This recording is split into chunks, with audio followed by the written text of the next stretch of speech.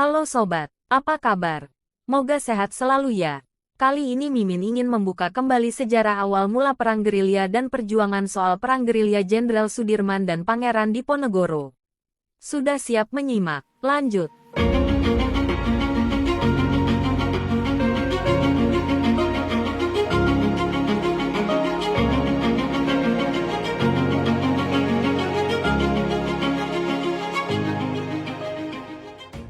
Gerilya atau yang umumnya dikenal sebagai perang gerilya, merupakan cara berperang dengan menggunakan taktik pertempuran yang tidak konvensional, seperti bersembunyi-sembunyi, serangan mendadak atau penyergapan, dan bergerak dalam unit kecil. Perang gerilya adalah taktik untuk berperang dengan bersembunyi dan berpindah tempat secara cepat dan senyap, yang sangat efektif dalam menipu dan mengelabui musuh. Tujuan dari taktik perang gerilya adalah untuk menipu dan mengelabui musuh, memecah konsentrasi musuh. Taktik yang digunakan dalam perang gerilya umumnya meliputi pengadangan, tindakan sabotase, penyergapan, dan terus berpindah-pindah. Walaupun perang gerilya hanya bersifat defensif dan menghindari konfrontasi langsung dengan pasukan musuh yang besar, strategi ini cukup efisien untuk memeras tenaga musuh. Berikut ini sejarah perang gerilya dan contoh perang gerilya yang pernah terjadi di Indonesia. Perang gerilya baru dipopulerkan pada sekitar abad ke-19. Diperkirakan, taktik ini sebenarnya telah digunakan oleh suku-suku dari zaman praaksara ketika berperang. Catatan tertua mengenai taktik perang gerilya ditemukan pada abad ke-6 sebelum Masehi. Dalam The Art of War karya seorang jenderal dan ahli strategi dari China bernama Sun Tzu. Taktik perang gerilya juga digunakan oleh seorang jenderal Republik Romawi, Quintus Fabius Maximus pada 217 SM. Quintus Fabius Maximus kerap disebut sebagai bapak perang gerilya, setelah menyusun berbagai taktik perang gerilya untuk mengalahkan Jenderal Kartago, Hannibal Barca. Pada perkembangannya, taktik gerilya digunakan dalam berbagai peperangan di dunia, khususnya dalam gerakan revolusioner dan perlawanan rakyat terhadap tentara pendudukan. Istilah perang gerilya kemudian tercipta dalam Perang Kemerdekaan Spanyol pada abad ke-19. Contoh perang gerilya di Indonesia. Perlawanan bangsa Indonesia terhadap Belanda banyak dilakukan dengan strategi perang gerilya. Salah satu alasannya, strategi ini cocok digunakan di medan perang seperti Indonesia yang memiliki hutan luas dan pegunungan. Medan seperti itu membuat pasukan lebih mudah untuk menyelinap, bersembunyi, dan melakukan serangan secara tiba-tiba terhadap musuh.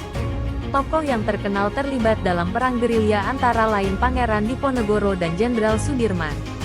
Berikut ini kisah perang gerilya melawan Belanda yang dilakukan oleh Jenderal Sudirman dan Pangeran Diponegoro. Perang gerilya Jenderal Sudirman bersama Tentara Nasional Indonesia (TNI) menjadi salah satu strategi yang banyak dibicarakan selama agresi militer II oleh Belanda.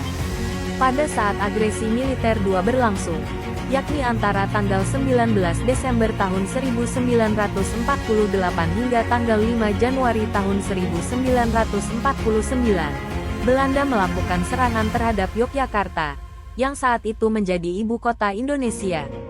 Yogyakarta mengalami gempuran hebat, terutama di Pangkalan Udara Maguwo.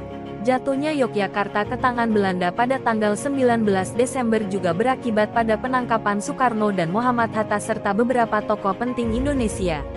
Pada tanggal 22 Desember tahun 1948, Jenderal Sudirman mulai melawan dengan menerapkan taktik perang gerilya.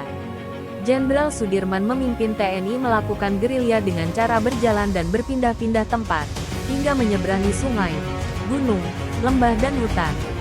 Mereka juga menyerang pos-pos pertahanan Belanda dan melakukan penyergapan terhadap konvoi-konvoi Belanda. Jenderal Sudirman melakukan teknik tersebut untuk memecah konsentrasi Belanda, karena serangan yang dilakukan secara tiba-tiba dan dalam waktu yang cepat. Taktik ini membuat TNI secara perlahan dapat masuk ke kota dan berhasil merebut kembali Yogyakarta dari tangan Belanda. Perang gerilya Pangeran Diponegoro. Perang Diponegoro atau Perang Jawa terjadi selama 5 tahun. Yakni sejak 1825 hingga 1830. Perang ini dipicu oleh banyak hal. Salah satunya tindakan Belanda yang sengaja memasang patok untuk membuat jalan di atas makam leluhur Pangeran Diponegoro. Dalam perang ini, Pangeran Diponegoro menerapkan taktik gerilya dengan sembunyi dan berpindah dari satu tempat ke tempat lain. Pangeran Diponegoro juga mengisolasi pasukan Belanda untuk menghalangi bantuan yang datang, serta melakukan pembagian wilayah perang untuk pertahanan.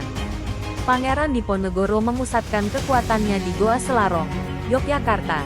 Dalam perkembangannya, ia mendapat bantuan pasukan dari Jawa Tengah dan Jawa Timur, sehingga perangnya kerap disebut sebagai Perang Jawa. Itulah tadi sekilas sejarah asal mula perang gerilya yang diterapkan pejuang Indonesia untuk melawan penjajah. Kita sebagai generasi penerus perjuangan, senantiasa bisa meniru trik dan cara para pejuang terdahulu kita. Semoga dapat menjadi pedoman bagi kita semua sebagai anak bangsa dan generasi penerus. Sekian, wassalam.